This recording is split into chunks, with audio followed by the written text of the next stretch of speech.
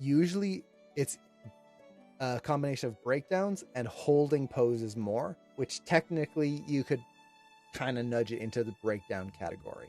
It, it really just depends on how you think about it.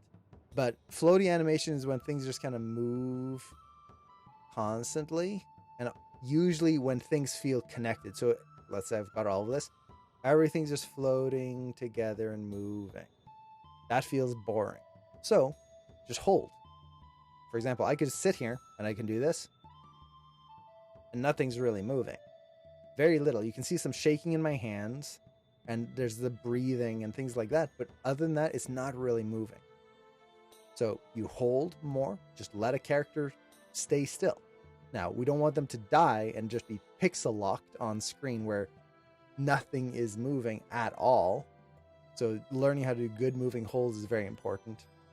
But then again, the other thing is the breakdowns, because the way you get in and out of a pose is going to help avoid that floatiness. Because I could have a perfect hold here and it's holding beautifully. But then if everything just moves into another hold, that'll be another form of floatiness. Instead, you want to break up that motion and get into that next hold. So those would be the two main things. And then when it comes to acting choices, a lot of times it's just making sure your acting choices feel like they are tied to the dialogue.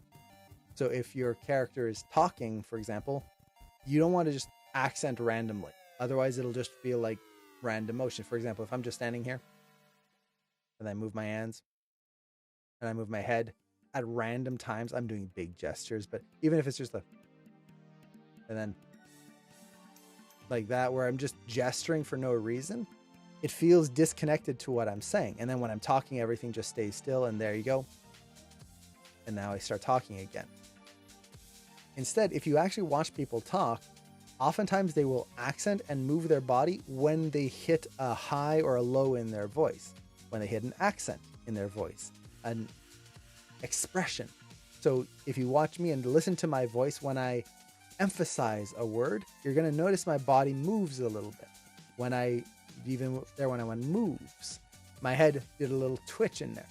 So if you tie those in to the way the character speaks, you're going to have a character that feels much more cohesive, and they're not just going to be random collections of movement. So that's the big thing. But again, it really comes down to just holding, not being afraid to hold, and really pushing your breakdowns for the majority of it. And then making sure your acting choices are connected to what the character is doing and feeling, and not just random. We don't want just movement for the sake of movement. That's not acting. Acting is movement that tells a story.